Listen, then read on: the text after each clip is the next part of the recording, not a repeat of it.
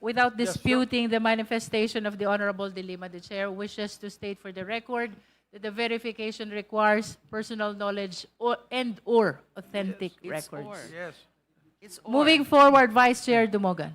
Madam Chair, it's or. You have already mentioned, Madam Chair, that All right. it must be based on personal knowledge or authentic records. That's what our rules require. And as I was pointing out, I will not stop only on the establishment of the statement of facts, but we have to find out relation to the personal knowledge or authentic records. Which unfortunately, there is none here. That's my point. With the indulgence of the Honorable De Lima and the Vice Chair Dumogan, we have a list. So we will be moving to the next speaker, the Honorable Benny Abante. Thank you, Mr. Chair, Madam Chair. I truly appreciate the statement of Congresswoman De Lima on what she said. I listened very intently on that. No, pero I'm just wondering what abuse of discretionary power when it is not the president that actually approved the unprogrammed funds. He signed it because he has the discretionary power to do it. But I would not even think that he forced the congressman to approve such unprogrammed funds. Anyway, the title alleges abuses or abuse. But the complaint must plead facts, not only personal knowledge, but plead facts showing abuse, not merely invoke discretion. For example, the charge accuses the respondent of abuse of discretionary power over unprogrammed appropriations. But a charge is not made sufficient by a label. It must plead a recital of facts constituting the impeachable offense. I am not talking as a lawyer, but I am talking also as a logical man. You see? According to Section 25, Article 6 of the 1987 Constitution, and I quote, budget execution and disbursement operate within constitutional constraints, including limits on transfers, augmentation, and requirements that discretionary funds be disbursed only for public purposes, supported by vouchers, and subject to guidelines prescribed by law. I would think that the president knows all about this, including his economic managers. And because the Constitution regulates how appropriations may be used, therefore, a charge of abuse must identify, at minimum, what legal constraint was breached and what act violated it. Here, binasa ko po yung lahat ng binanggit dito on the abuse of discretionary power, wala po ako nakita. No pleaded factual anchors. For example, the complaint does not allege the acts or omissions constituting the charge. On the face of the charge of abuse, Madam Chair, it fails to allege the key factual particulars that would constitute abuse, such as what unprogrammed appropriations was released or obligated, the amount and date, the project, the purpose and implementing entity, the recipient or beneficiary, and the specific constitutional statutory limitation violated. Without these particulars, sa pagkaintindi ko, the accusations remains a conclusion, not a recital of facts constituting the offense charge as required by the Gutierrez case. That's the reason why I still maintain insufficiency in substance as far as the second act of betrayal of public trust is concerned. Thank you, Madam Chair. Salamat. Thank you, Honorable Madam Abante. Chair. Next in line Madam is... Chair. What is the pleasure of the Honorable Ko? Madam Chair, just to quickly respond on the manifestation of Representative Abante. All right, you're recognized. Thank you, Madam Chair. Madam Chair, in regards to a specific recital of fact on the alleged gross abuse of discretion, I would like to point to paragraph 116. It is to summarize it. And to clarify po, yung pinopoint po natin na abuse of discretionary powers is not yung approval of UA, but yung release of unprogrammed appropriations. After po ng pag-sign ng budget, kailangan pa po ng mga special budgetary requests para po mailabas yung UA. And so, in the complaint, meron din pong paglista ng UA released versus approved. So, mas malaki po yung in-approve versus na nirelease, but nonetheless, tinotal po natin yan, ang na-release. So, and to recall, according to the Administrative Code and to the special provisions of 2023 GAA and 2024 GAA, kailangan po yan ng approval ng Presidente. 213.8 billion ang nirelease. And among that 213.8 billion, that's 111 billion for flood control projects. No, so yun po yung pinupunto natin na abuse of discretionary power. Hindi po yung approval that went through the Congress, pero even after ng approval, may kailangan pang special budgetary requests to be approved by the President. Yun po yung gross abuse of discretionary power. And siguro, just briefly po, on the mention of the doctrine of operative fact, we are aware na may discussion nun, but to note, under Pimentel versus House of Representatives, the court found that hindi po i-apply yung doctrine of operative fact. And dinidirect ang PhilHealth na dinidirect na ibalik sa PhilHealth yung pondo. And and hindi rin po wala rin pong basis to say na maa-absolve of liability yung mga officials because of such application, which hindi naman po ginawa in the first place. Thank you, Madam Chair.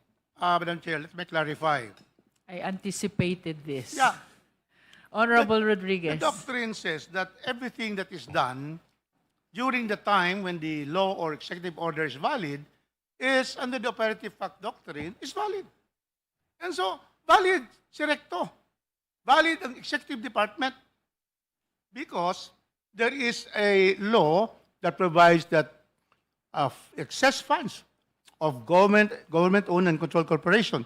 And PhilHealth is clearly a government-owned and controlled corporation. So they are valid. And so therefore, you cannot question their act. It is now declared unconstitutional. Now, it is also the right of the Supreme Court to have it returned. But there is no responsibility of Recto. In that case, if you extend that, the President, in releasing all of those that has been approved by law, has no accountability. If you are citing Pimentel as a judicial justification of your complaint, it cannot be. Because the doctrine of operative fact follows. And that is why we have what we have. That's why the case against, the personal case against Recto will not prosper because of the doctrine of operative fact. Thank you. Madam Chair. Okay, so we will move to the next speaker, the Honorable Chua. Maraming salamat po, Madam Chair. Madam Chair, nandito pa lamang po tayo sa second act of betrayal of public trust, abuse of discretionary power over unprogrammed appropriation. At kanina nga po, nabanggit na ito pong charge ay matatagpuan po sa page 23, paragraph 96. Sabi po dito, Respondent President Ferdinand Bongbong Marcos betrayed public trust by abusing his constitutional and statutory discretion to solely authorize the release of unprogrammed appropriation.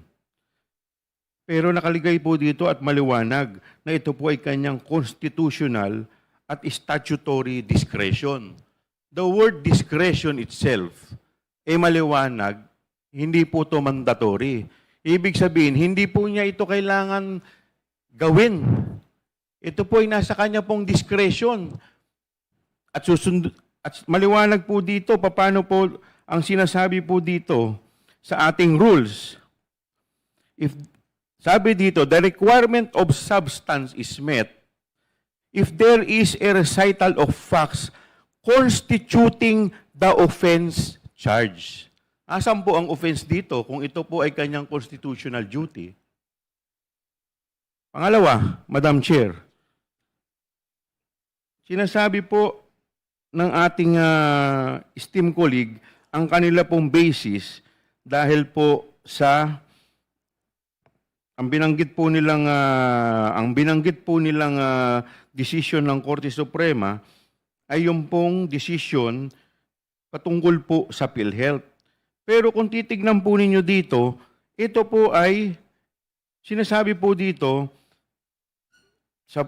matatagpuan sa page 24, paragraph 102, the court ruled that the executive branch act of diverting 89.9 billion from PhilHealth to fund this unprogrammed item constituted grave abuse of discretion. Pero ito po ay patungkol sa PhilHealth Fund, hindi po doon sa kabuang unappropriated unprogrammed appropriations. In fact, ito pong issue sa unprogrammed appropriation ay hindi pa po ito nadidesisyonan ng Korte Suprema. Wala pa pong sinasabi ang Korte Suprema na ito'y illegal. So paano po natin sasabihin na ito ay isang offense against the President? Na ang Presidente, basahin lamang po natin to, wala na po tayo makikitang offense. Pangalawa po, sinasabi po nila dito, to finance the systematic corruption scheme detailed in the first act of betrayal of public trust, so forth and so on, ito po ay purely speculative.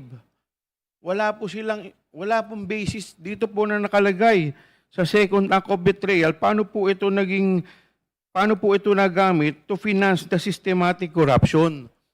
Kaya, Madam Chair, sa akin pong paniniwala, by mere determination of substance, dito pa lamang po, makikita po natin wala. Otherwise, kung sasabihin po natin na ito pong unprogrammed appropriation ay naabuso po ng Presidente at sasabihin natin na hindi po applicable dito yung sinasabi pong doctrine of operative fact, edi sana po nakasuhan na rin po yung dating Presidente nung dineklara ng Korte na yung DAP ay illegal and unconstitutional.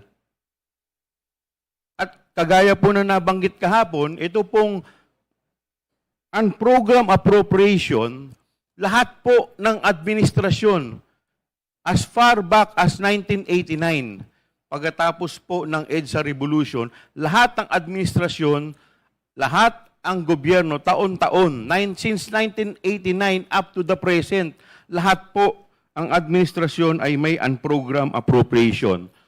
So short of saying, lahat ang naging presidente ay dapat nakasuhan din po natin. At hindi lang po ang presidente, lahat ang local chief executive, lahat ang governor, lahat ang mayor, meron din po silang lump sum appropriation.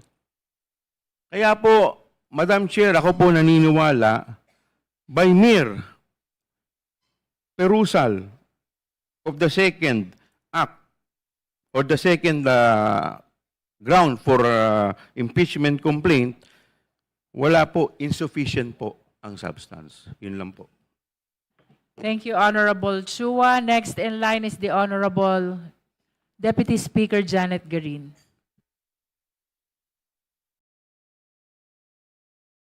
Thank you very much, Madam Chair. Thank you, distinguished colleagues. Madam Chair, let me dwell into the issue on betrayal of public trust. Kasi sang-ayon sa nakikita natin, ang nakasulat base dito sa complaint is that this is basically all about unprogrammed appropriations. May I request our colleagues to endorse this impeachment complaint?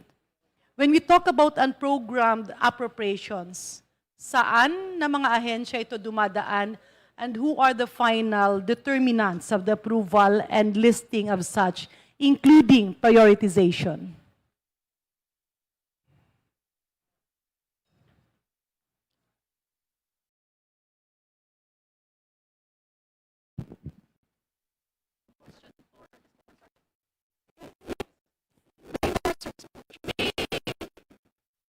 Deputy Speaker Garin wishes to raise a question.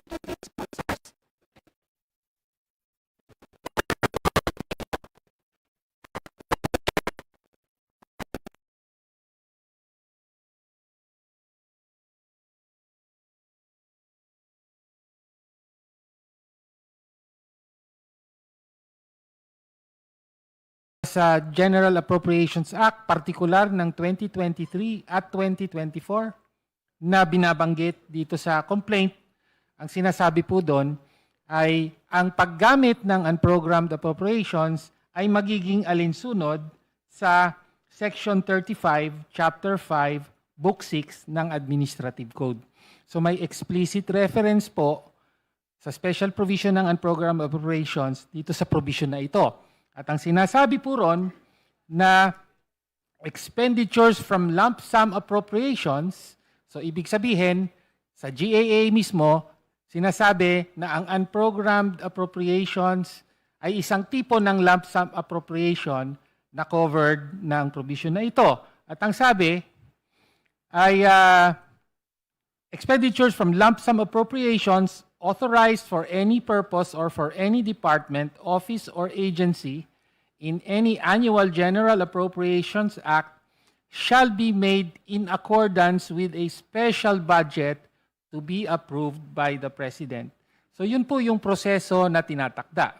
So kung meron pong Madam Chair, if I may, purpose sa unprogrammed appropriations, kailangan Please gumawa. let the Honorable Tino finish his Kailangan answer. gumawa ang kinauukulang ahensya na covered nung purpose na yon, authorized, ay nagumawa ng special budget at ito ay isusumite sa Presidente para sa kanyang approval. At sa approval lamang ng Presidente, maaaring gastusin ang unprogrammed appropriations. So, Presidente po ang may sole and exclusive na kapangyarihan at discretion kung ano ang maaari at hindi maaaring paggamitan ng unprogrammed appropriations. Madam Chair, The let me Honorable go D.S. back Garin. to the answers of the Honorable Tino. Balikan po natin. While it is true that you cited a provision in the General Appropriations Act, at ang pagkakaintindi mo ay it's the sole prerogative of the President, let us look at the actual process. That's why I was trying to interrupt earlier, and apologies for that. Balikan natin. Unang-una, saan ba nanggagaling yung paglista ng unprogrammed appropriations? If the good sponsor can directly answer the specific agency or the specific agencies. Honorable Tino. Yung step 1. Depende po sa purposes na nakasaad sa unprogrammed appropriations. Kung gusto nyo po, pwede nating tignan Yeah. ang With due mga courtesy to special the Honorable provisions. Tino, if I may, At balik kung- tayo dun sa tutuloy ko lang po, proseso. at kung ang purpose na tinutukoy katulad sa 2024 ay yung tinatawag na CPAG, which covers infrastructure programs, Yeah. Madam Chair, dadaan po, at Honorable DPWH please po ang allow Honorable Tino magpe-prepare. to finish the answer. DPWH po, ang secretary ng DPWH ang magpe-prepare ng special budget. Okay. Madam Chair, if I may, with due Honorable courtesy Garin. to my colleague, can we answer direct to the point? Kasi gusto kong i-establish yung proseso so that I can be guided on whether there is it is sufficient in substance or not. Let's go back to the process. Ang tanungan natin, where does it emanate? And if I get it correctly from your answer, it emanates from the department. Is that right, Madam Chair? Honorable Tino. That is correct. Okay. So ibig sabihin, itong listahan ng unprogrammed appropriations, lahat na ito ay nanggagaling sa kanya-kanyang departamento. Is that correct, Madam Chair? Po. After the department would pencil that in, saan po siya napupunta, Madam Chair? Honorable Tino. Madam Chair, dadaan ito sa DBM. Okay. And in the process of going to the Department of Budget and Management, who defends that proposed list of unprogrammed appropriations, Madam Chair? Honorable Tino. Maganda, Madam Chair, na tanungin ang mga kinauukulan dito, pero sasagot ako batay sa aking nalalaman at Point of order, ang Madam proseso na Chair. ito. Sorry, There's a point of order. Madam Chair. SDML Lawrence Defensor is recognized. Let's reinstate our original rule that the members will have their own manifestations. And if ever we find this to be sufficient in substance, then we can exchange interrogation. But at this point, let's go back to our earlier rule yesterday that we can say whatever we had to say and let our individual conscience assess whether the allegations in the recital of facts constitutes an impeachable offense. So we don't have to argue back and forth. We allow the sponsors or the endorsers to answer so long as they want. And if the speakers or the members are not willing to consider the answers, then the speakers are advised to do their manifestation by way of a speech or straight manifestation instead of raising question. Would you like to answer? Yes, Madam Speaker, and in consideration of the manifestation of the Honorable Senior Deputy Majority Leader, isang sagot na lang po. Basta malinaw po sa proseso na itinatakda ng batas na manggagaling sa departamento ang proposal for as long as authorized under the purposes of the unprogrammed appropriations for that year. Tapos, dadaan sa DBM. Pero ultimately, at ito po ang pinaka-importante, ang autorisasyon ng paggamit sa unprogrammed appropriations ay sa presidente.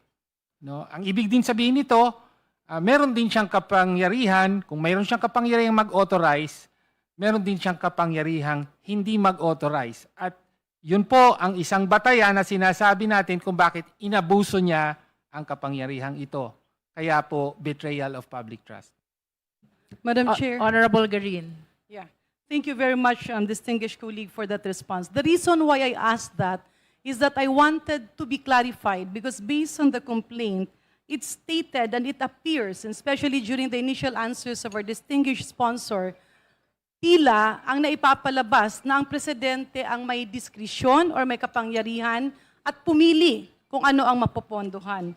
But contrary to what I am hearing now, based on the direct answers of our distinguished colleague, the unprogrammed appropriation starts with a proposal from each department, duly vetted by the DBM, defended by the proponent, and these are the cabinet secretaries or their alter egos who are the undersecretaries, and once approved, these are included in the NEP, the National Expenditure Program.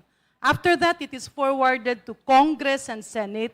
Kung meron mang mga dinagdag, binawas at pinalitan, this is being done because of the budget deliberations that happens between the legislative bodies and the executive offices, meaning each department. Moving forward, Madam Chair, and just to manifest, sa pagkakaintindi ko in the budget process, once the General Appropriations Act is approved, there is a list of unprogrammed appropriations, meaning it will be funded once may pondo, may savings, or may loan. And as to my understanding, it is presumed that the Department of Budget and Management follows the chronology of prioritization set forth in the GAA as approved by Congress and Senate. After which, again, when there are funds that are available, this is being carved out from the approved GAA based on the prioritizations, again, after which it goes to the President for approval, which, on my understanding, Mr. Chair, is done by the technical finance people. While I agree that meddling in the unprogrammed appropriations, if indeed it is true, is wrong, I do not see the connection between the liability of the President and this allegation, simply because, example, the mention of the statement, the unprogrammed appropriations mechanism was designed specifically to fund the discretionary priorities of leaders' allocations. This is a vague accusation that has been left unproven, and how will the President know, handling a very big country, know the individual request if indeed it is true? Next, Madam Chair, it can set a precedence for future actions because, again, the inaction of the President to approve or to sign the request of the DBM that was carved out from the prioritization as stated in the General Appropriations Act might be misconstrued as he is being remiss of his duty because that is expected to have passed through the proper channels, considering that, again, prioritization and listing emanated from the end user, the department, duly vetted by several technical people, culminating before Congress and Senate and going back to the DBM for implementation. In other words, Madam Chair, much as I wanted to ask questions because I really wanted to be clarified, but with due courtesy to the manifestation of our good Senior Deputy Majority Leader, let me just state it clearly. Unang-una, sino ang nag-request? Ito yung iba-ibang mga departamento. Sino ang nagtatanong kung ito ba ay kailangan o hindi? The technical people of the Department of Budget and Management who are career people. Hindi nga ito yung executive, hindi ito yung secretaries. After that, it goes to the cabinet. And the cabinet endorses that to the President. And then it becomes the National Expenditure Program. Dumadaan ng Kongreso, dumadaan ng Senado, nagkakaroon ng sagutan ang legislatura at eksekutiba. After the approval of that GAA, kung saan nakasaad doon yung 1, 2, 3, 4, 5, and my understanding, Madam Chair, is the chronology is followed. So kung ang Presidente ngayon ay isa-isa yang titingnan that will set for a precedence by us giving the signal that the President is supposed to be the technical financial determinant of all of these factors. In other words, Madam Chair, mali yung sumobra masyado yung unprogrammed appropriations, if indeed that is true. However, I find it unfair to blame it on the President because we, as members of Congress, should also have taken a proactive stand in policing, in asking the cabinet secretaries, and this is precisely the reason, Madam Chair, I'm just looking out of the balcony. May I request my distinguished colleagues that we should activate the oversight committees in Congress so that whatever requests on a program appropriations that the cabinet secretaries are putting forward should also be vetted, especially the impact and the prioritization. Kasi yung pasunod-sunod na numero nun galing sa proponent, nasa budget, at ina-approve, andun na lang sa pinakahuli, what the President usually does is synonymous to a ministerial duty, allowing the technical people and the executive people on the ground to apply what has been approved by many aspects in our government. Thank you, Madam Chair. Madam Speaker, Madam Chair. Thank you, Honorable Diaz-Garin. The Honorable Tino is recognized. Kailangan ko lang pong tumugon kasi mukhang meron pong basic na misunderstanding ang kagalang-galang na Deputy Speaker Garin sa aligasyon dito sa ikalawang bahagi.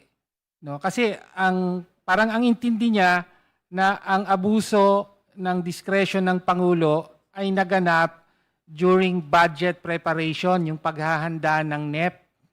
Pero hindi po. Ang tinutukoy po natin dito ay abuso ng discretion ng Pangulo during budget execution, sa paggastos na po ng budget, hindi na po sa preparasyon. No? Kaya hindi po natin kine-question dito to raise or to also engage with the point earlier raised by several other representatives. Hindi po natin kine-question dito yung Act of Congress na nag-approve ng unprogrammed appropriations. Ang kine-question po natin yung pagpapatupad ng Pangulo. At ang dinidiin po natin, ayon sa batas, sole and exclusive ang kapangyarihan ng Pangulo dito.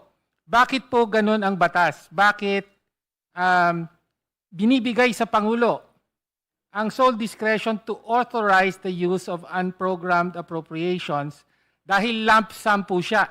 Inaprubahan ng Kongreso ang unprogrammed appropriations na meron lamang general purposes pero walang line item na magtutukoy kung ano-anong mga proyekto ang nasa ilalim ng mga purposes nito. Lump sum po yun. No? Kaya nga po, tinakda talaga sa admin code na kailangan, kung gagastusin ng unprogrammed fund na lump sum, kailangan may direct authorization ng Pangulo. Dahil sa mata ng batas, siya na ang final check and balance dito. May responsibilidad siya na tiyakin na yung paggagamitan ng unprogrammed appropriations ay matino at totoong proyekto na magsisilbi talaga sa interes ng mamamayan at hindi lamang ghost, hindi lamang kung ano-anong proyekto na pagkikitaan lamang.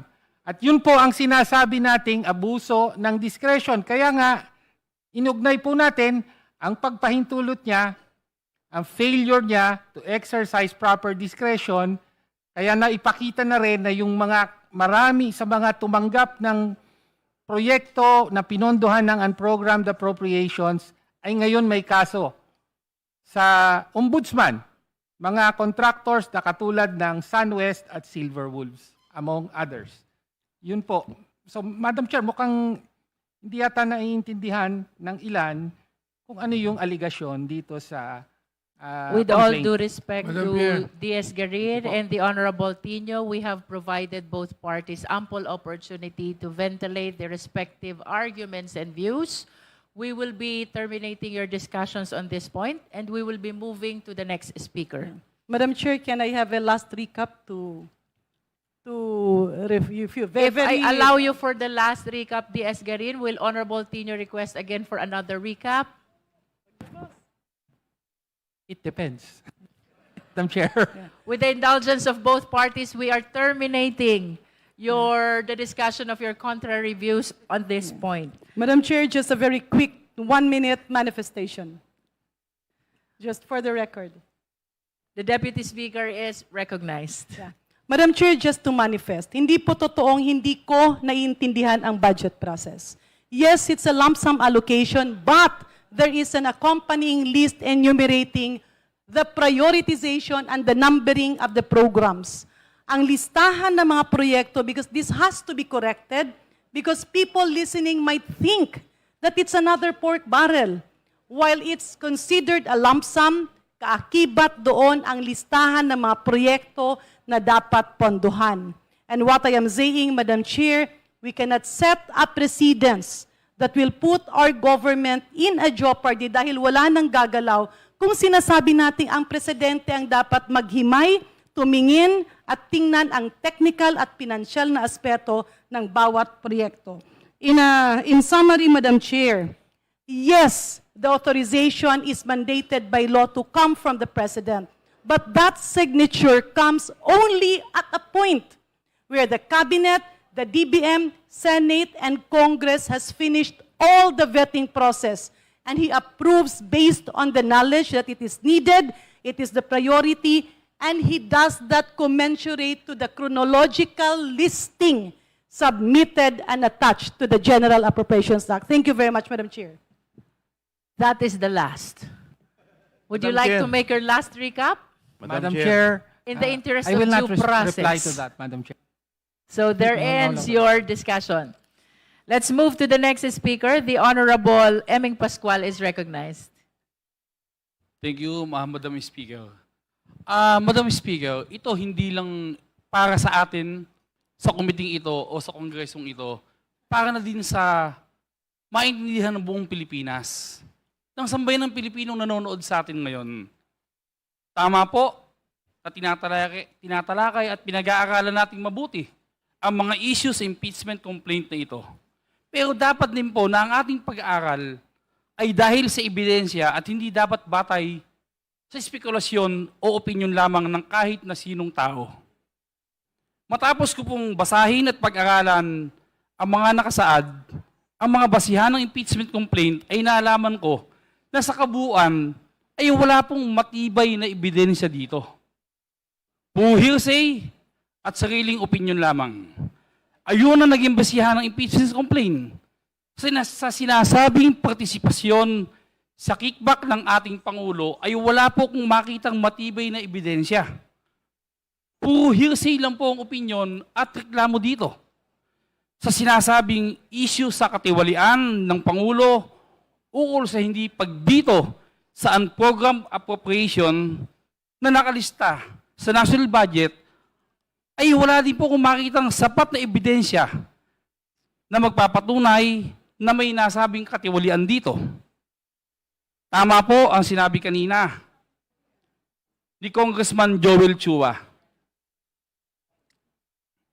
Meron pong constitutional discretion ang lahat ng executive. Kung dapat siya magbito o hindi, sino-sino po ba ang mga executive? Yan po ang Pangulo ng Pilipinas, ang gobernador, ang mayor, maging ang kapitan ng barangay. Ako bilang dating mayor sa aming lungsod, hindi po ako nagbibito. Depende po sa amin. Tama din na sinabi ni Congressman Joel Chua kanina, magbuhat noong 1989 pagkatapos ng EDSA Revolution, naging tradisyon na po ito, ang unprogrammed appropriations na ito. Eh di dapat po marami ng presidenteng natanggal. Kanina, ang sabi ni Congressman Egay Erice, kung pipigilan ng komiting ito ang pag-usad ng investigasyon, ano ang magiging imahe ng Kamara? Meron daw po tayong pinagtatakpan dito. Para sa akin, hindi po. Hindi tayo papangit ang imahe sa Pilipinas sapagkat ang komiting ito dapat po tumingin tayo sa tibay ng ebidensya. Hindi sa tibay ng video o ng mga news clippings. Halimbawa po, para sa kaalaman ng mga tao sa Pilipinas, ang dating Congressman Saldico, ginamit na ebidensya para sa impeachment complaint. Nasaan siya? Yung video clippings niya na hindi naman niya sinumpaan dito, hindi yung authenticate na siya talaga yung nagsasalita na yon. Paano po natin tatanggapin dito? Para sa akin, yung second offense po ng unprogrammed appropriations, napakalinaw po para sa akin, insufficient in substance. Thank you, Madam Chair. Thank you, Honorable Pascual. Last speaker for the second offense is the Honorable Brian Po. Thank you, Madam Chair, and to also recap everything. I want to point out para sa mga kasama natin dito at para sa mga viewers natin that though controversial, I think it's understood that it has not been, or unprogrammed funds has not been deemed as illegal, unlike other budgetary measures in the past, like the DAP or the PDAF, which the Supreme Court ruled on, and it changed the way we did our budgetary process.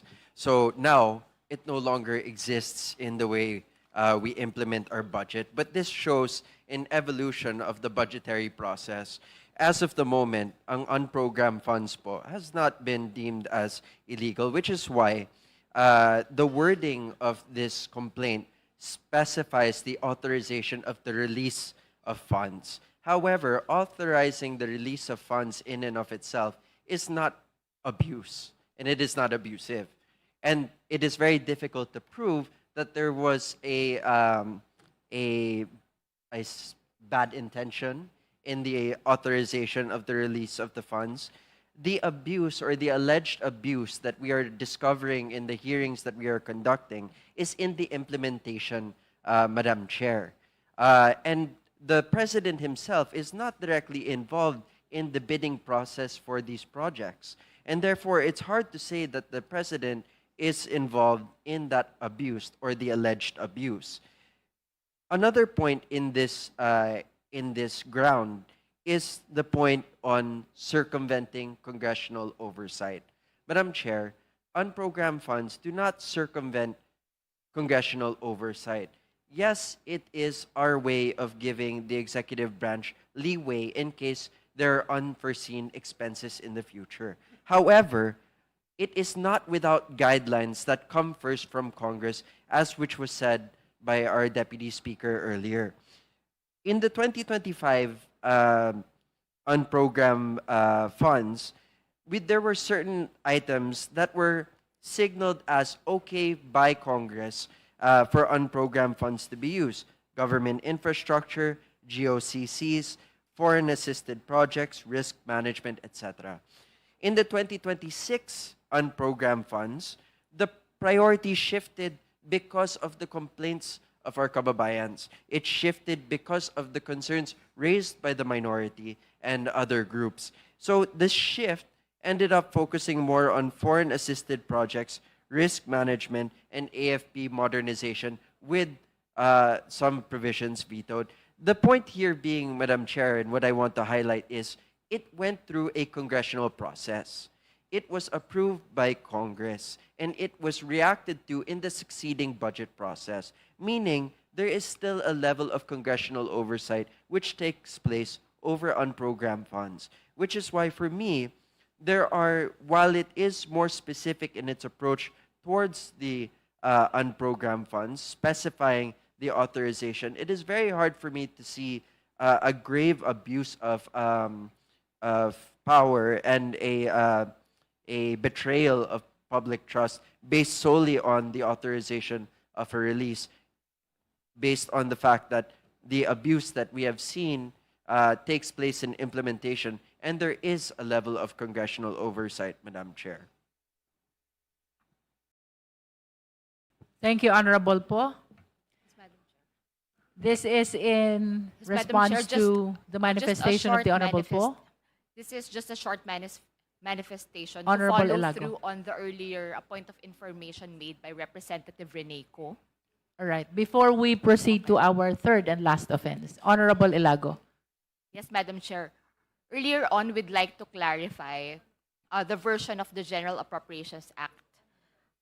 The unprogrammed appropriations part presented by the Representative T. No? Kung anong taon po ito? Tama po ba ito ay 2025 GA? Correct. It's 2025. Yes. Okay. We just like to inform Madam Chair that what was cited in the verified impeachment complaint against President Marcos Jr. was the 2024 JAA and not the 2025 JAA. You mean it's 2024 only? Yes. That's all, Madam Chair. Chairperson, Honorable T. NAGA 2024 also states the very same provisions in the GAA 24, except with the additional paragraph 1D in GAA 2024. But as to the paragraph 1A, 1B, and 1C, they are the same with GAA 2025. For clarity only, Madam Chair. Honorable Ilago. To state for the record on the matter of bad faith. As an element po dun sa betrayal of public trust, as alleged by the complainants, paragraph 114, pages 26 to 27, respondent personally signed off on a system that, number 1, bypassed rigorous planning and technical vetting, number 2, funneled billions to favored contractors, number 3, resulted in 421 confirmed ghost projects and thousands of substandard structures, and number 4, left Filipino communities more vulnerable to flooding than before. All right. So that concludes our deliberation on the second offense. We will now proceed to the third offense. Please allow the chair to read. Third act of betrayal of public trust. Direct personal involvement in budgetary insertions and kickback schemes We are now eliciting the opinions and comments of the members of the Justice Committee. Madam Chair, may I The be Honorable Dean recognized? Jokno. The third charge in the Massa et al. Complaint, Madam Chair, alleges that President Marcos betrayed the public trust by personally and directly ordering the insertion of at least 100 billion pesos worth of anomalous flood control projects and other infrastructure projects into the 2025 GAA, and also receiving kickbacks from these projects. Ibig po sabihin ng involved po dito ang mismong direktang pagkakasangkot kay Pangulong Marcos. To support this charge, the complaint alleges that the quote-unquote Saldico confession confirmed the President's personal and direct involvement. At this stage, Madam Chair, we are not yet looking into the truth of these allegations, but rather, under the threshold requirement, we simply assume that these allegations are true for the purpose of determining whether the complaint is sufficient in substance.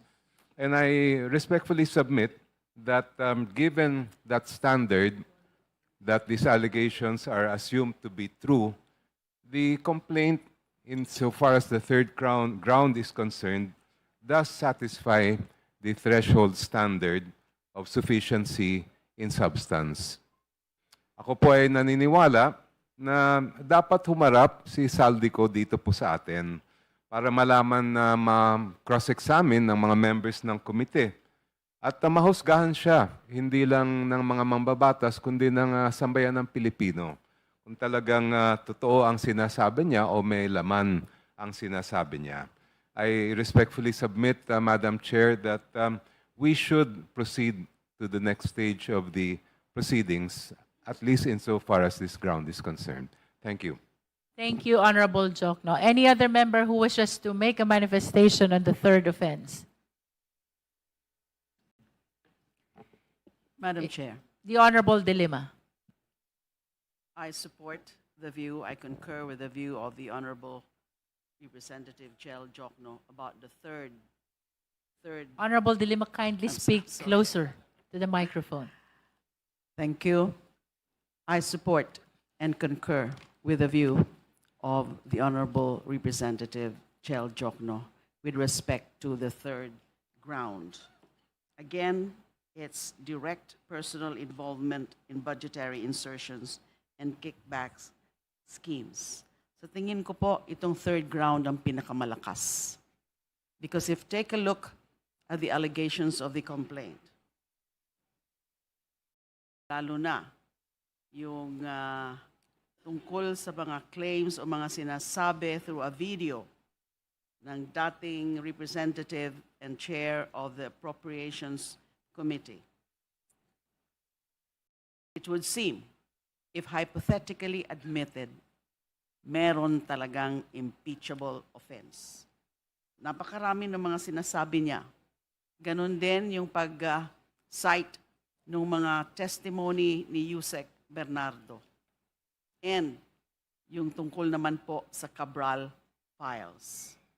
Katulad po ng sinabi ni Representative Jokno, po natin sinasabi na totoo na o paniniwalaan o credible yung mga sinabi na yon ng dating Representative Saldico sa video. At dapat talaga bumalik siya dito at sabihin niya under oath yung mga claims niya. Napakarami po. Starting from paragraphs 40 up to 51.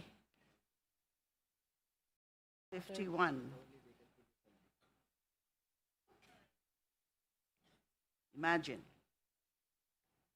Ko alleged that the instructions to accommodate the insertions came directly from President Marcos Jr. himself. Ko stated that DBM Secretary Amena Mina Pangandaman called him during bicameral conference committee deliberations in 2024 and relayed, quote, katatapos lang ng meeting nila ni Pangulo at may instructions na mag-insert o magpasok ng 100 billion worth of projects. In subsequent video statements released on November 15 and 16 and November 24, Madam Chair, can we ask 26, Congressman De Lima 2025. to please adjust her microphone? Kindly speak closer to the microphone, Honorable De Lima. Salamat po. First, sa paragraph 41, may na-skip ako kanina. Former Undersecretary Bersamin, Executive Secretary Lucas Bersamin's nephew, confirmed that the President directed according to Ko. Then Speaker Romualdez told Ko, when he immediately called the former Speaker after Bersamin's confirmation, what the President wants, he gets. Days later, Pangandaman and then Undersecretary Bersamin met with Ko and Romualdez at Aguada Building in Malacanang, etc. Meron sinasabi dito about a brown leather bag. In subsequent video statements released on November 15 and 16 and November 24 and 26, Ko provided additional details.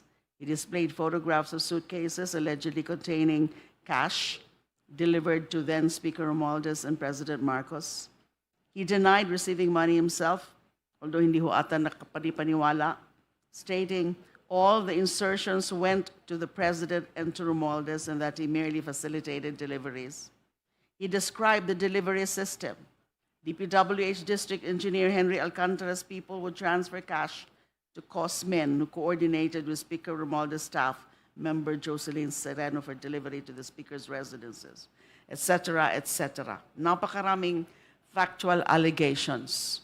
Maniniwala ba tayo kay Ko? Kailangan po niyang bumalik dito para i-affirm niya under oath itong mga allegations. And we cannot simply dismiss them, set them aside, simply because he's now a fugitive from justice. Hindi natin gusto na fugitive from justice siya. Kailangan harapin niya yung mga pananagutan din niya bilang Appropriations Committee Chair and i-affirm under oath yung mga sinasabi niya. In addition to the 100 billion in insertions, ang isa po sa mga allegations, PBBM directed the insertion of another 50 billion. On December 2, 2024, 200 million was allegedly delivered, allegation lang po ito, was delivered to the PBBM's Forbes House. On December 5, 2024, another 800 million was delivered to the same house. Yusek Jose Cadiz delivered these sums to PBBM's house. That's an allegation.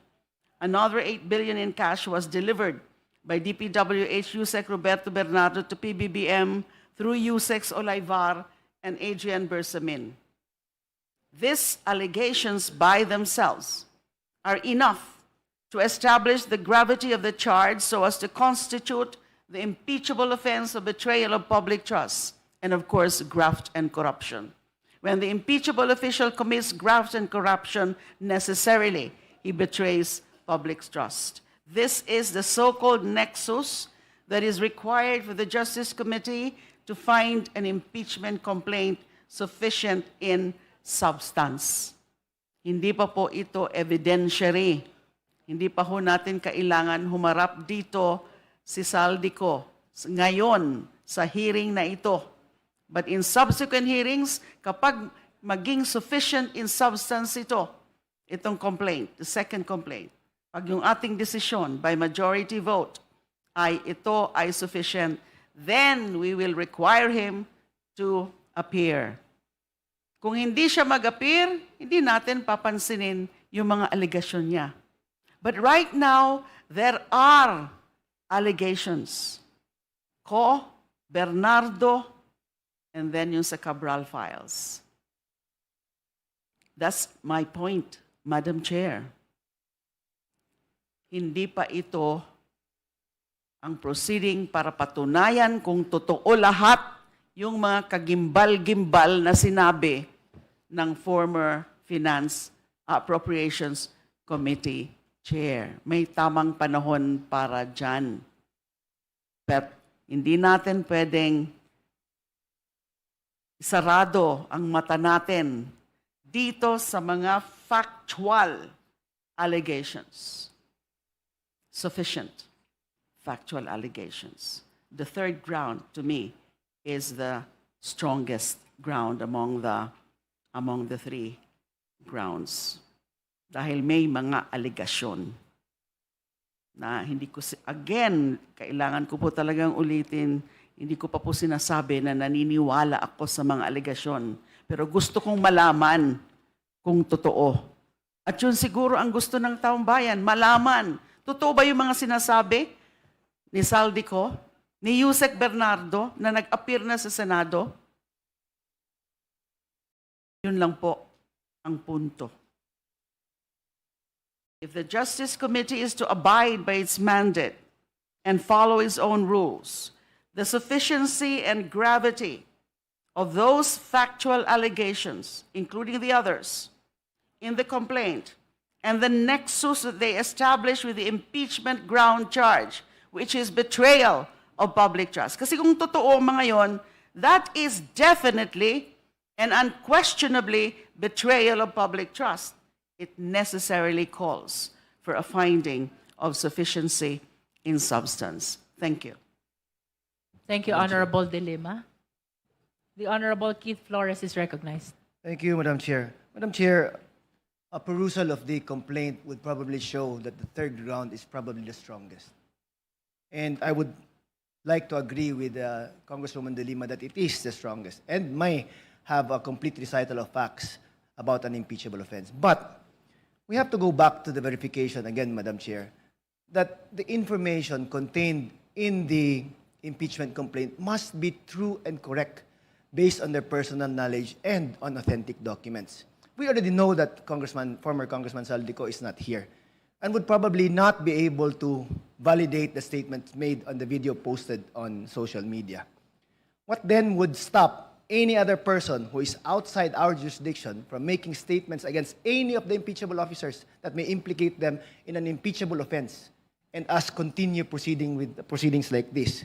It would just put them in a situation where indefensible because they could not cross-examine any of the witnesses who made those videos or maybe statements like that.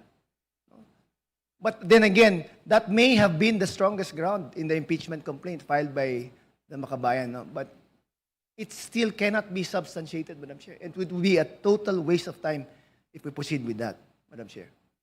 Madam Chair, The Honorable Tino. as was pointed out, and it is in the complaint, yes, there is a recitation of facts based on the statements made by Zaldico, but that is not the sole basis of the charge that the President directly participated in insertions and kickbacks. There is also cited the testimony, the sworn testimony of Yusek Roberto Bernardo.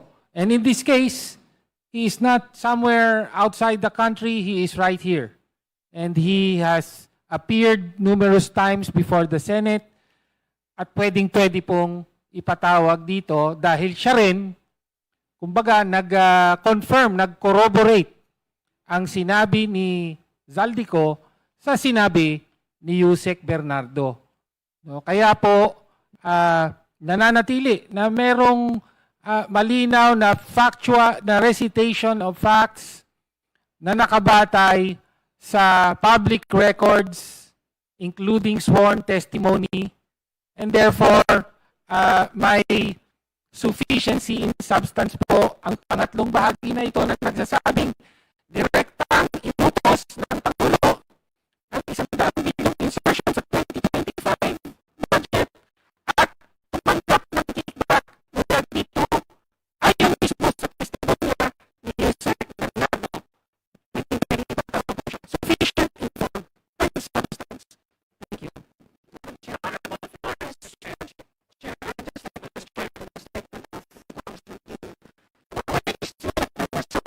Statements made by Undersecretary Bernardo, but I do not remember any of the statement made by Yusek Bernardo directly linking the President to any of the acts mentioned.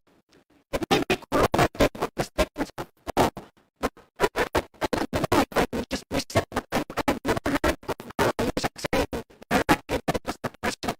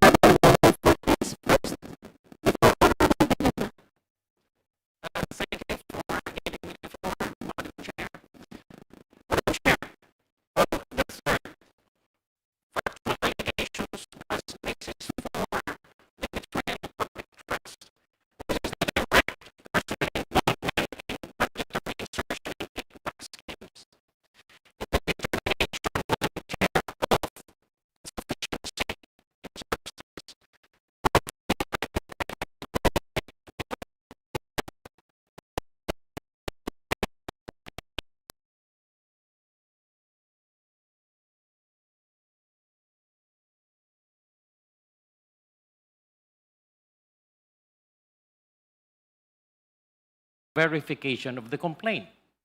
The verification requirement states that the allegations therein are true and correct based on personal knowledge and based on authentic records and documents. The basis, the evidentiary basis of presidential involvement, personal, is Saldico confession. Saldico confession was made and published in a social media platform, ostensibly made outside of the Philippines, not based on authentic records. Second, Madam Chair, Roberto Bernardo testimony hypothetically admits that it was delivered to the office of the Executive Secretary, not to the office of the President. When we claim personal involvement, it's the Executive Secretary, even if we hypothetically admit that, because Bernardo testified in the Senate. Thirdly, Madam Chair, Cabral file. Until now, authenticity is being questioned. Even Secretary Vince Dizon denied the existence of any Cabral file. So this goes against the very basic requirement of the impeachment complaint as to form, which has to be verified. So that will be all. Mr. Chair. Thank you very much. Mr. Chairman. Representative De Lima first, before I recognize you. Just a very brief comment about the contention earlier of the Honorable Representative Flores, the acting presiding officer now, na mahirap na sasama natin dito yung cause allegations or cause accusations dahil there's no opportunity to cross-examine him since he's not here. He's a fugitive from justice.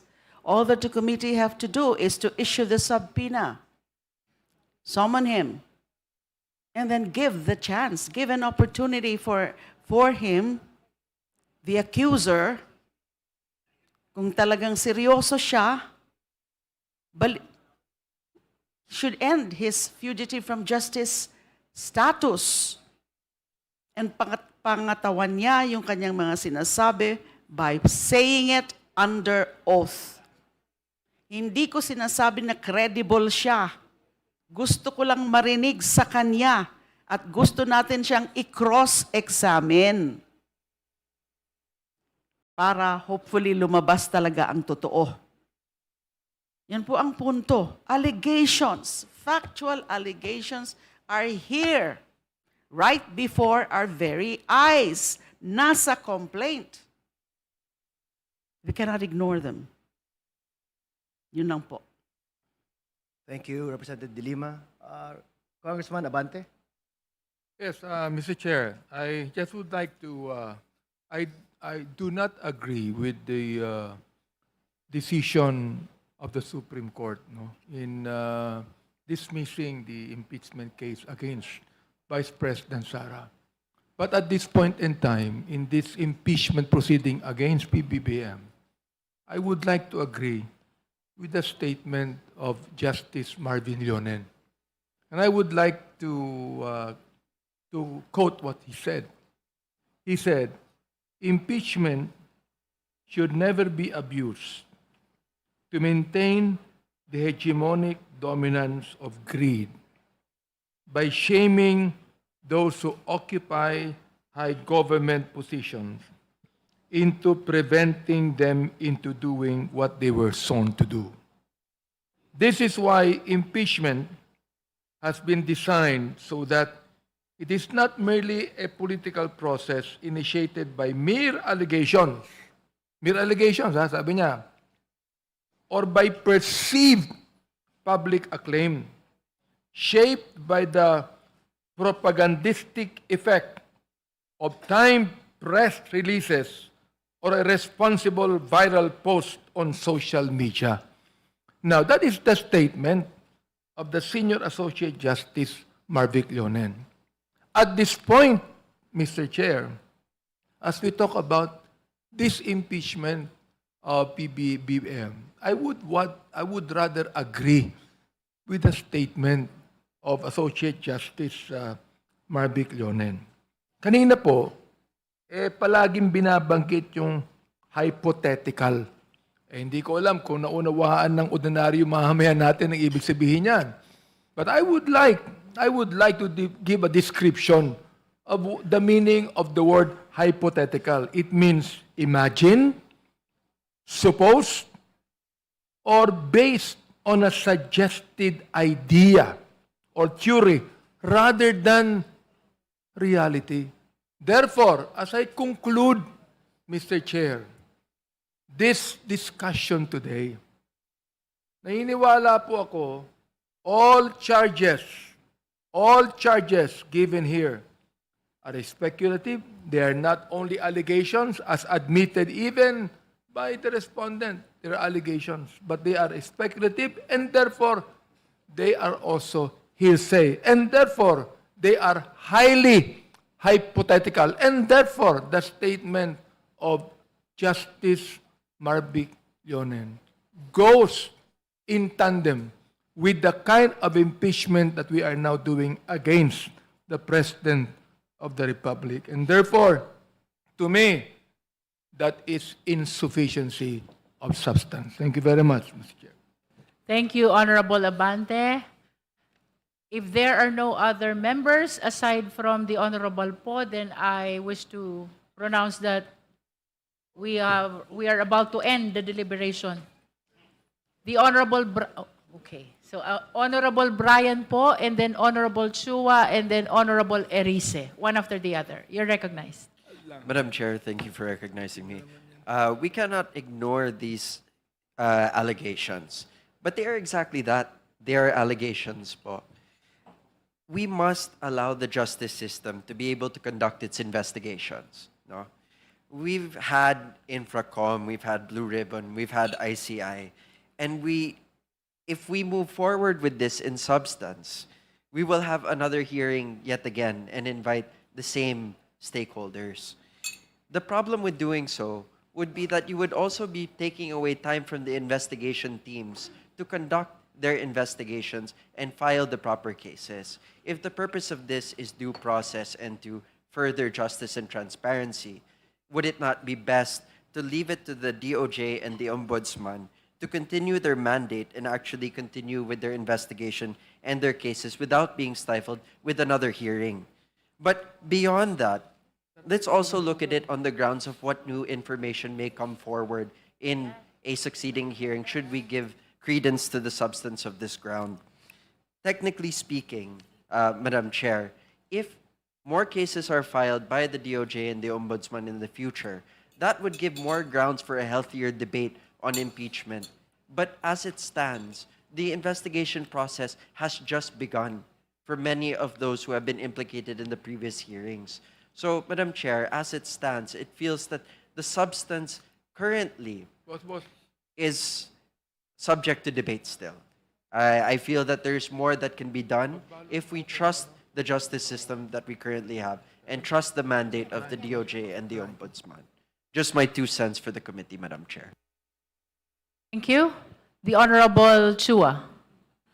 Thank you, Madam Chair. Madam Chair, while we have to admit that may point din naman po yung ating kasama, si Congressman Laila De Lima. But, Madam Chair, we have to also consider yung sinasabi po kanina ni Congressman Fortes, which is, I think, very logical din po. Dahil from the very beginning, kung may intention naman po si Congressman Saldico na makipag-ugnayan at makipagtulungan po sa atin, kahit naman po hindi siya pumunta dito, he could have sworn before the embassy kung nasaan man po siya ngayon. But the fact na wala naman po siyang sinasubmit, and in fact, mag-issue man po tayo ng invitation sa kanya, meron na nga rin po siyang outstanding warrant. Kung tama po yung pagkakaalam ko, meron din po siyang outstanding warrant. So, ibig sabihin, wala po talaga itong intention na makipagtulungan dito o magpakita sa atin. So this will be an exercise in futility kung sa kanya lamang po tayo aasa. At yung pong sa sinasabi pong Cabral files, the only person who can authenticate that document, patay na po si Yusek Cabral. So, doon naman po sa claim ni Yusek Bernardo, wala naman po doon binabanggit or direct link na masasabi po natin na binabanggit about the President. So, having said that, tingin ko po, kulang pa rin po talaga ito dahil maliwanag naman po, kailangan po talaga authenticated ang document or may personal knowledge po. That is only my view, Madam Chair. Thank you. Next in line is the Honorable Erice. Thank you, Madam Chair. Inuulit ko po na naniniwala po ako na may sufficient basis, may sufficient substance ang nasabing complaint ng Lisa Masa Group. At naniniwala po ako na napatunayan nila sa kanilang mga manifestations na tuwiran po na ito lang ang paraan natin para mapanagot ang mga impeachable officials. At ito po yung ating Pangulo. Hindi natin sinasabing guilty na ang Pangulo, ang sinasabi lang po natin, may batayan para tayo ay magpatuloy ng investigasyon dito sa community na ito. Factual po yung kanilang mga sinasabing mga pangyayari. Ito po ay may malaking epekto na nangyari sa ating bansa. Dahil sa pagpayag ng Pangulo, pagpapabaya ng Pangulo sa 3 budget, nanakaw po yung pondo natin, napunta sa mga flood control projects. At sa palagay ko po ay napatunayan nila yung na meron po talagang substance yung kanilang reklamo. Yung usapin po ng substance ay kasama po sa regulations, sa rules and regulations natin. Yung parameters po ng determination ng substance ay maliwanag ayon sa ating rules. At ayoko po sana mangyari, pero kung basta na lang po natin babaliwalain yung substance nito, maaari na naman pong makarating ito sa Korte Suprema. Maaari pong makarating muli ito sa Korte Suprema sapagkat ito po ay, ang batayan dito ay yung nakasunod ba ang committee na ito sa rules and regulations ng impeachment process. Salamat po. Thank you, Honorable Erice. While we value the significance of the statement, which sounds like a closing statement, we wish to remind the members of the Justice Committee that we are on the deliberation of the third offense, that is direct personal involvement in budgetary insertions and kickback schemes. Now we recognize the Honorable Rodriguez. Thank you, Madam Chair. The third act of betrayal of public trust is stated on page 27, which says the important words here are direct personal involvement in budgetary insertions and kickback schemes. Madam Chair, if you look at the particulars, there are 3 evidentiary streams that they have said, which is part of the recital of facts. First, the Saldico confession. Second, the Roberto Bernardo testimony, and then the Cabral files. So, from this recital of facts, we can already see that the Cabral files cannot be a basis of an impeachment because it has not been stated, authenticated, no statement here that the Cabral files is a source of authenticated documents that has been accepted even by the department because Secretary Vince Dizon has already debunked this particular file, which has OPES SAP. And so therefore, this statement here that this is a direct evidence of presidential involvement cannot stand The third one cannot stand. The Cabral files is a file and it has not been authenticated. There is no statement here that these Cabral files is admitted to by the one who made the file. So therefore, there is no basis for this. The second one, Madam Speaker, Madam Chairman, is the Roberto Bernardo testimony. It states here, confirming the delivery of 8 billion in kickbacks via armored vehicles, armored vans, to the office of the Executive Secretary. There is no statement here that is delivered to the President because they are alleging in their charge that there is a direct personal involvement in kickback schemes. So therefore, the second ground has no basis. We cannot connect. There is no connection. Delivery in the office of the Executive Secretary is not even office of the President. And so therefore, this one has no leg to stand on. Now, we go now to the only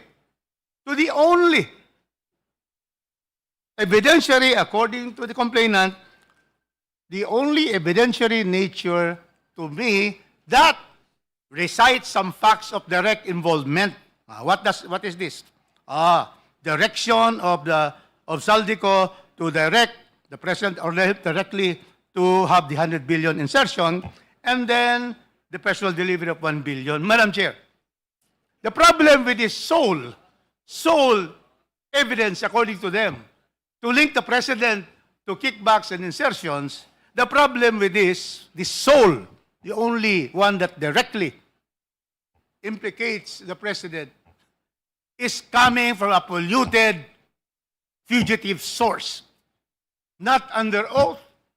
And any document that is not under oath, not before a notary, not before the Philippine Embassy, there can nothing that can spring from any video presentation. There is nothing. It cannot be a source of, especially of this complaint against the President. Because it is a video statement, not under oath. And the person is extraterritorial. He's not in the territory of the Philippines. So therefore, Madam Chairman, the Saldico confession, the sole evidentiary stream that they stated, which says that the President ordered the insertion and the President also ordered the personal delivery to his residence, they can never be used in any pleadings, especially in the pleadings for a complaint for impeachment. It cannot be. For those reasons I have stated. It is hearsay, it is nothing, it is absolutely a waste of a statement, and his video is a scrap of video. Now, we go now to the statement of the cover-up resignations without. They are saying that why were they not investigated prosecution? That will go there. It is something premature for them to state. So this cover-up has no basis. D, the President Public Admissions and Evasion. In fact, the SONA already said, mahiya naman kayo. Because of these flood control issues. And then later on, he presented the 15, the list of 15 contractors, cornering so much of the budget. So the admission, the President, he was the one who exposed all of this. And then here we go, the last one. The legal standard. Okay, let's go to the legal standard. Madam Chair, under the law, according to the complaint, a superior officer can be held criminally liable for the acts of subordinates because there's no such thing as command responsibility. It has to be some personal culpability. If these three, according to them, and she's correct, based on the Supreme Court cases, what are these?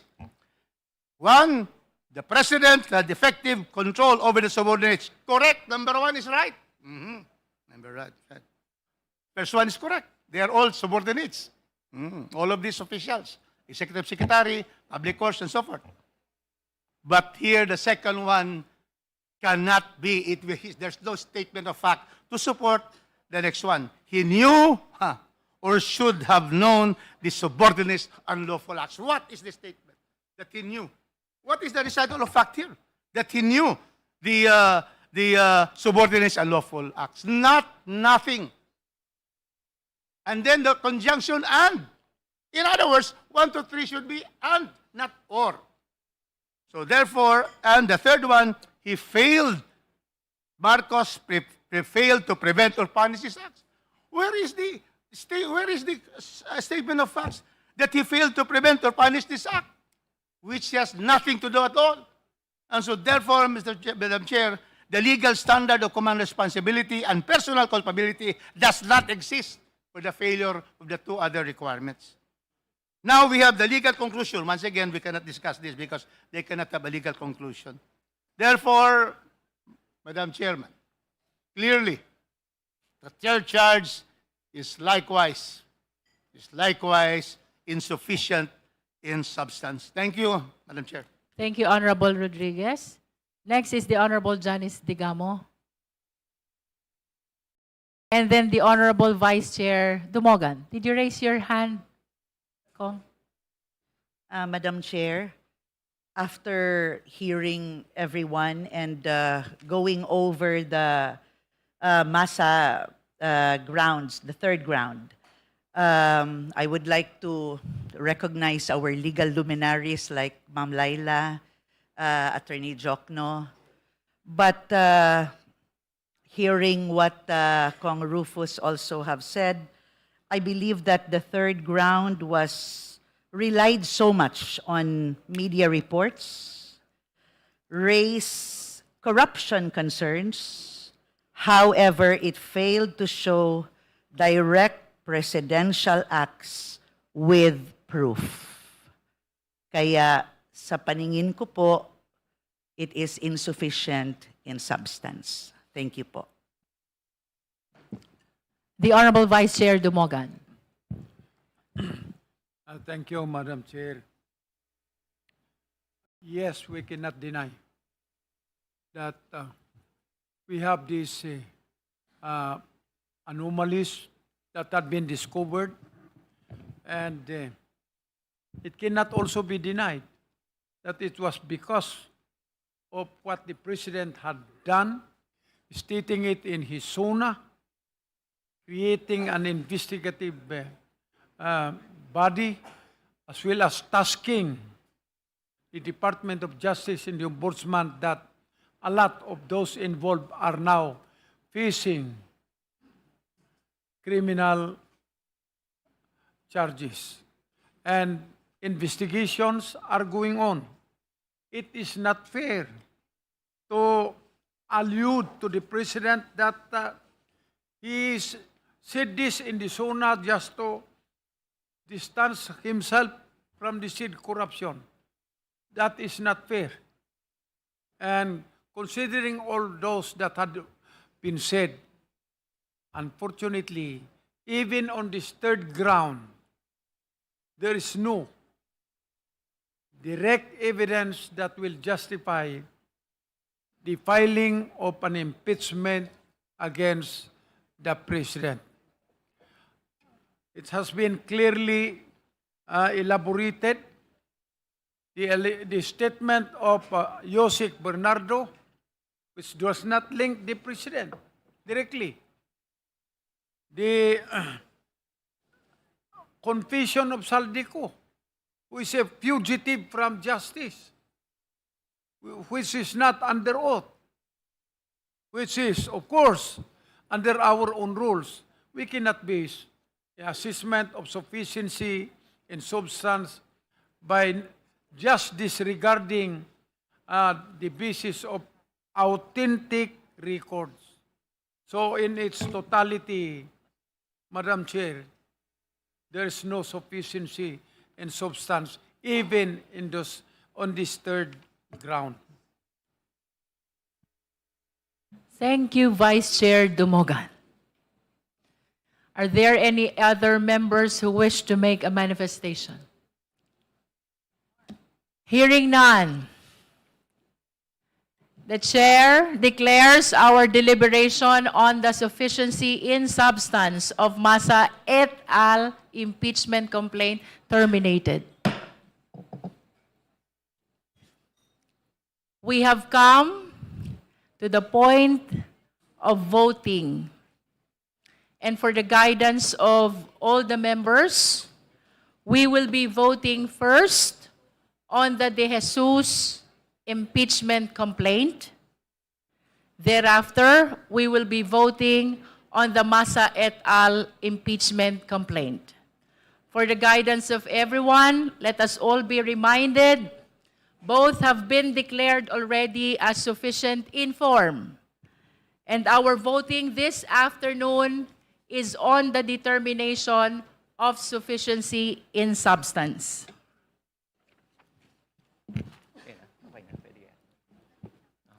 Before we proceed to voting, the chair wishes to address the Justice Committee. We recognize the knowledge, expertise, and wisdom of all the members in this extensive and exhaustive deliberation in the De Jesus impeachment complaint and Masa et al. Impeachment complaints determination of sufficiency in substance. The chair purposely became very liberal in hearing the members' comments and even questions and answers.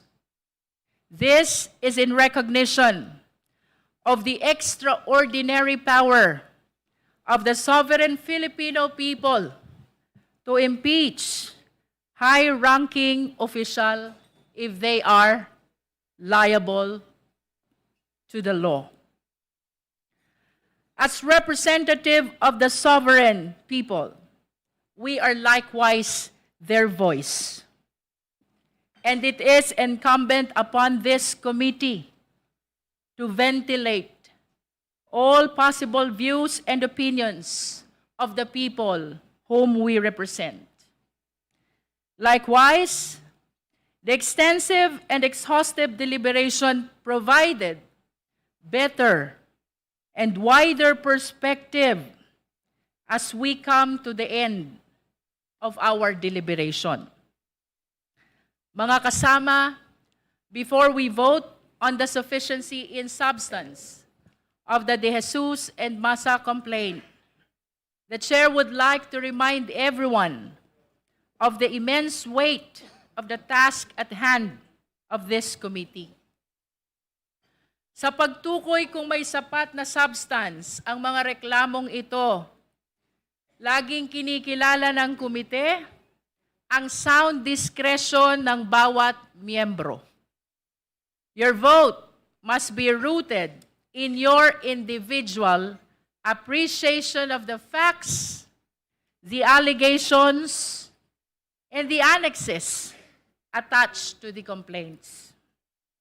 Although the rules of procedure on impeachment proceedings state that the requirement of substance is met when there is a recital of facts constituting the offense charge and determinative of the jurisdiction of the committee, wag nating kalilimutan, impeachment is a sui generis proceeding.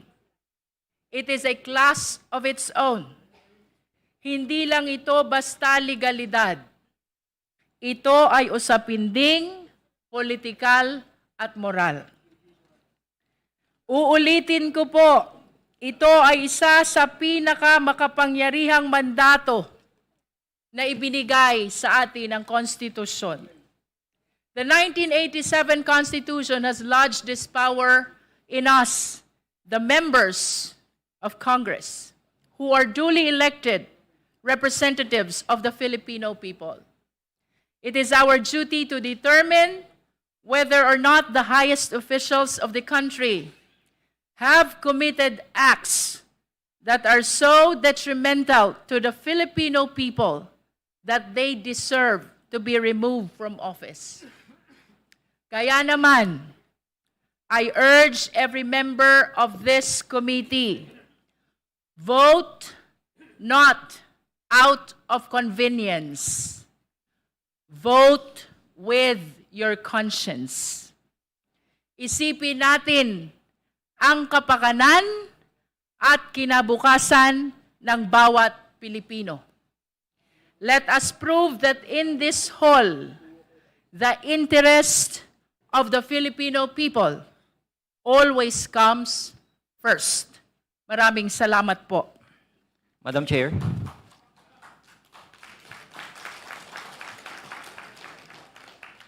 Madam Chair.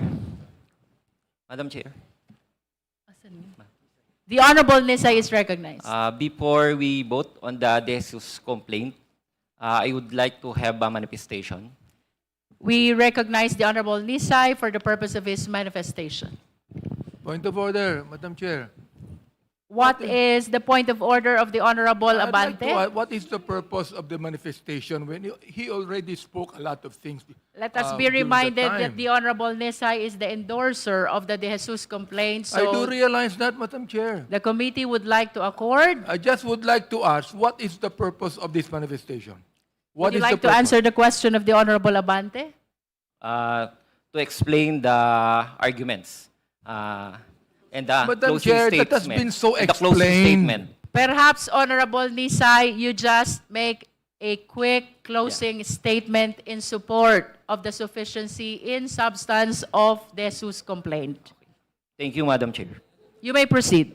Madam Chair, we respectfully reiterate, hindi pa po ito trial on the truth. Ulitin ko po ang relevant portion, Section 5 ng Rule 3 ng ating House Rules. The requirement of substance is met if there is a recital of facts constituting the offense charge and determinative of the jurisdiction of the committee. Ang proceedings natin ngayon ay masasabing nasa pleading level pa lamang. At ito ay dapat tumatalakay muna kung ang complaint ay may recital of ultimate facts at ang ultimate facts na ito ay maaaring mga acts, omissions at inactions na may kasamang konteksto na kung i-assume natin na totoo sa ngayon ay magko-constitute talaga ng impeachable offenses. Keeping in mind that standard, I am respectfully submitting ng mga narinig kong manifestations ng dahilan ng substance insufficiency kahapon para rito sa De Jesus complaint ay mainly nagre-revolve na sa appreciation of evidence at ultimate truthfulness ng mga aligasyon. With all due respect, hindi pa po ito ang panahon ng paglilitis. Paulit-ulit ang ating Honorable Chair kahapon, ito ay preliminary stage pa lamang. Hindi lang din ako ang taong dapat sumagot dito.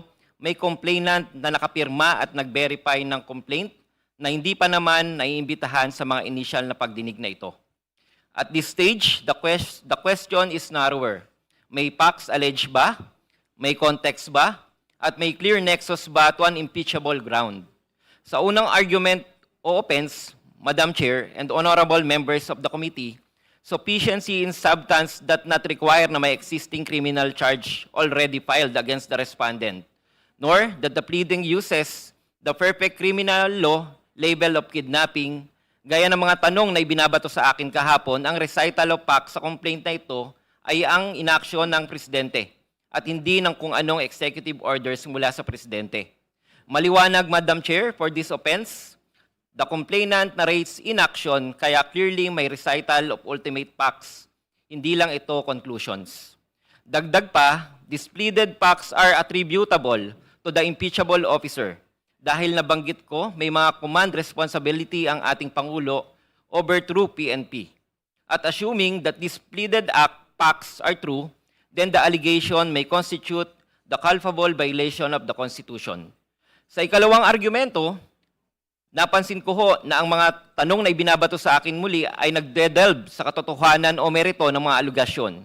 Inuulit ko po, ang tinutukoy na recital of facts ay ang inaksyon ng Pangulo na nagbibigay ng malinaw at maayos na kasagutan sa aligasyon ng paggamit If I umano. may interrupt the Honorable Nisay, kindly shorten your closing statement.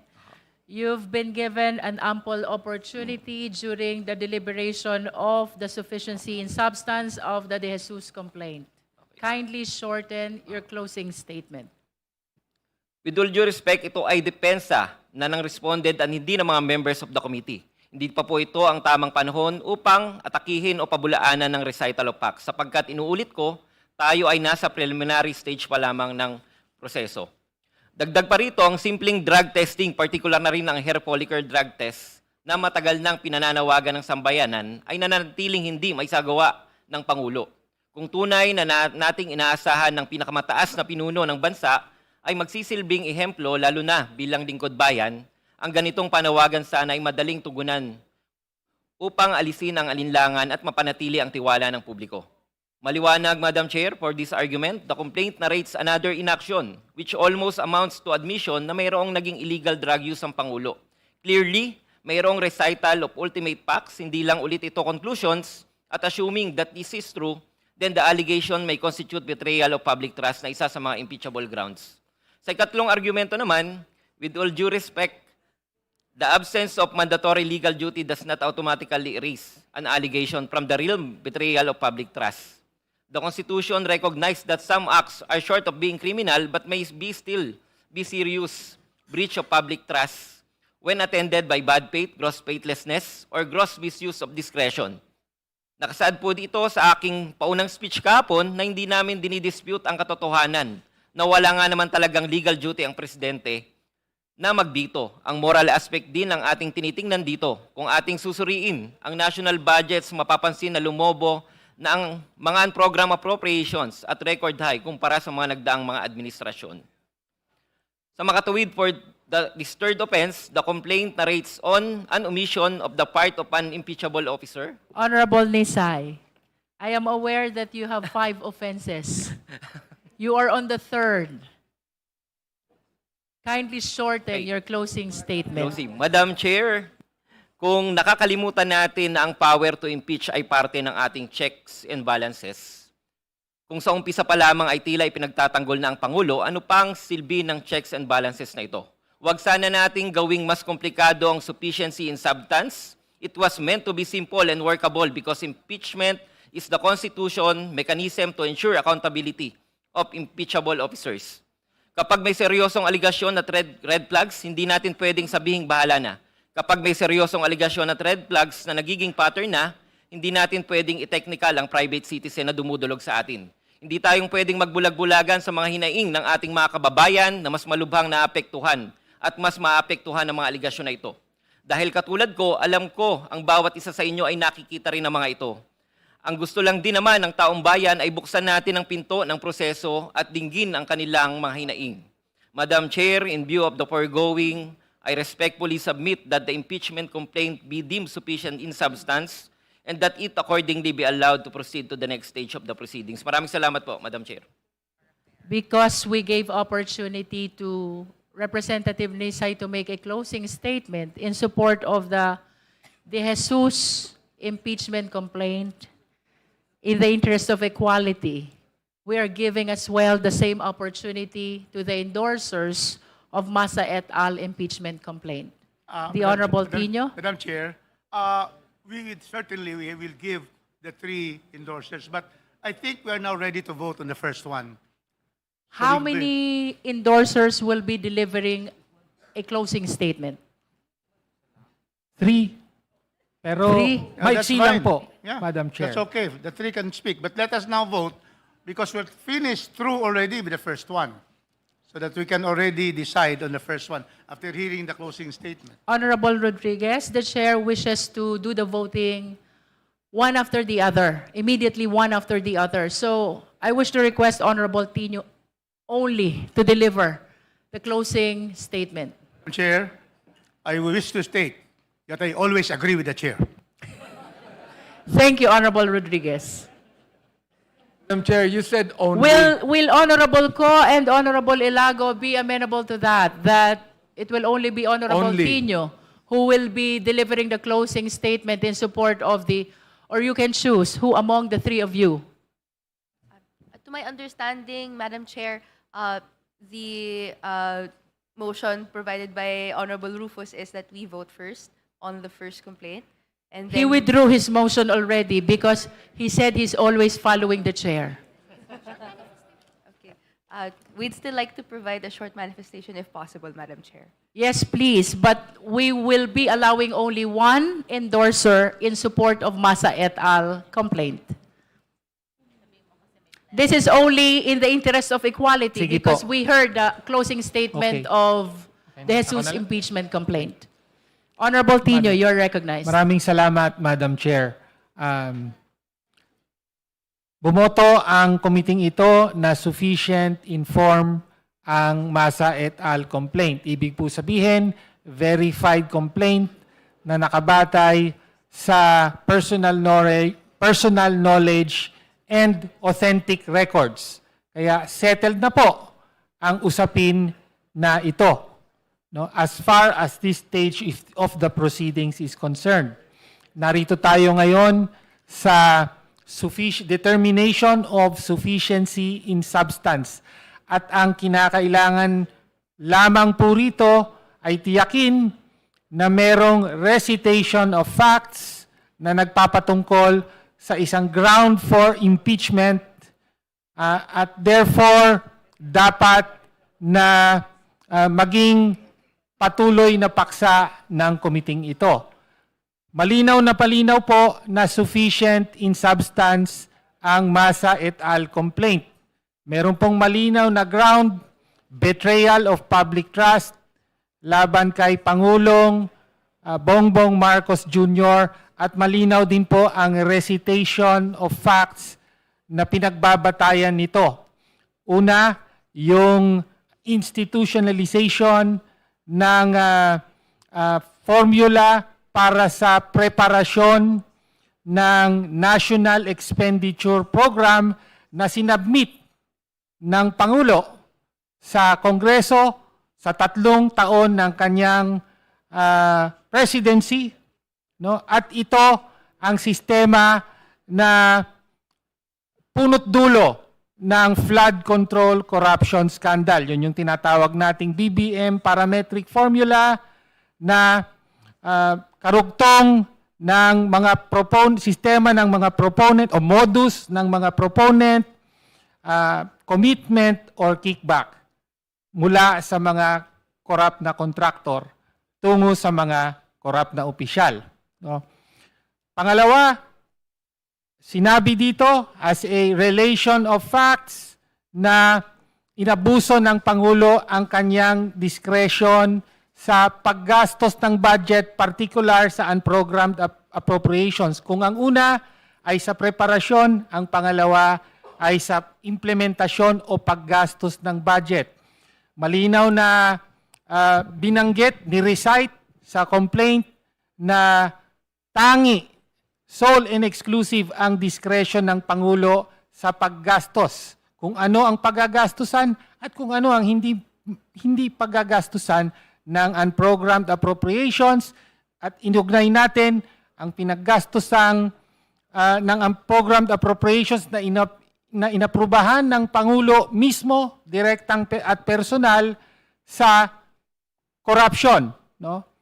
At kasama rin dito sa abuse ng kanyang discretion ang pagpahintulot na gamitin ang PhilHealth funds para sa infrastructure kahit alam ng lahat na ang pondo ng PhilHealth ay ayon sa batas, PhilHealth law at saka laws on sin taxes hindi pwedeng gamitin para sa ibang purpose kung hindi para sa kalusugan. No? At panghuli ay sinasabi dito na direktang may paglahok sa insertion at pagdanggap ng kickback ang Pangulo. No, sa madaling sabi, sufficient in substance po ang complaint at ang pinakamahalaga po dito ay sinasagot ang tanong. No? Nangyari ang pinakamalalang corruption na tinatawag nating flood control corruption scandal sa unang 3 taon ng pagkapangulo ni Ferdinand Bongbong Marcos Jr. Ang tanong ng lahat, alam ba to o hindi alam ng Pangulo na nagaganap ang ganitong corruption. No? Sinasagot po ng complaint. Sinasabi dito, hindi lang sa alam niya, kung hindi siya ang nagpahintulot at may direktang partisipasyon sa corruption na ito. Ito ay pagtataksil sa tiwala ng taong bayan at therefore dapat siyang ma-impeach. The Chair declares the termination of all forms of statements and manifestations. We shall now proceed to vote. The Chair is ready to hear the motion for the declaration of sufficiency in substance of the De Jesus impeachment complaint. Madam Chair, The Honorable Zamora is recognized. Madam Chair, I move to declare the De Jesus complaint insufficient in substance. Insufficient in substance. There is a motion to declare the De Jesus complaint insufficient in substance. Is there a second? Second. The same has been seconded. Is there any objection?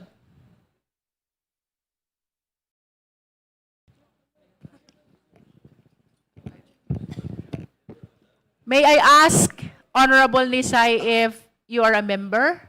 Yeah, member. I'm a member. Are you a member of the Justice Committee? Ex officio member. Deputy Okay. minority. As an ex officio member, then he has the right to vote. And I even to raise a motion. I object, Madam Chair. There is a motion to declare the De Jesus impeachment complaint insufficient in substance. The same has been objected to. We therefore divide the House. Again, the motion is to declare the De Jesus complaint insufficient in substance. Those who are in favor of the motion, please raise your right hand.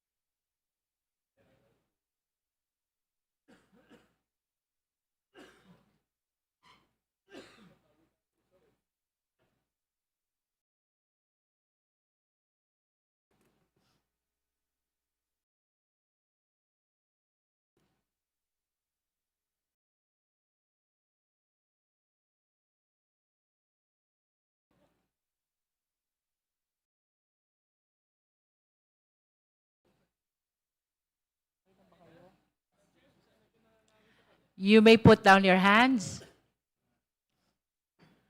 Those who are not in favor of the motion, please raise your right hand. You may put down your hand. Those who abstain, please raise your right hand.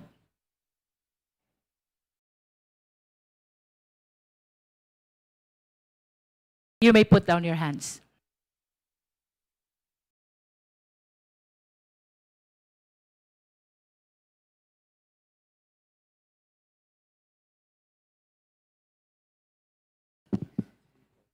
With a vote of 42 in favor of the motion, 1 against the motion, and 3 abstain, the chair therefore declares the impeachment complaint of De Jesus insufficient in substance. At this juncture, the chair is ready to hear the motion for the declaration of sufficiency in substance of Masa et al. Impeachment Madam complaint. Chair. The Honorable Erice is recognized. Madam Chair, I move that we declare the Masa complaint as sufficient in substance. So move, Madam Chair. There is a motion to declare the Masa et al. Impeachment complaint sufficient in substance. Is there any second? Second the Who motion, Madam seconded? Chair. The Honorable De Lima seconded. Is there any objection? I object. The motion has been objected to. We therefore divide the House. Let me restate. The motion is to declare Masa et al. Impeachment complaint sufficient in substance. Those who are in favor of the motion, please raise your right hand.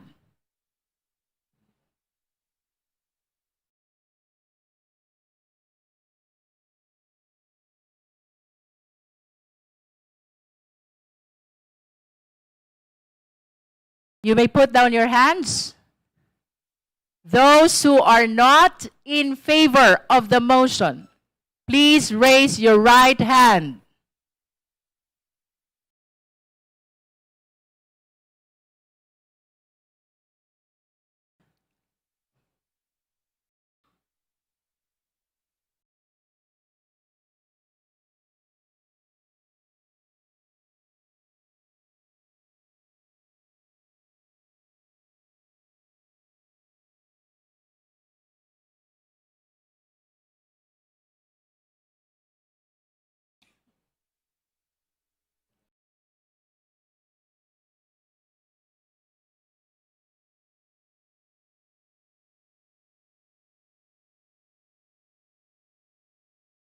Okay.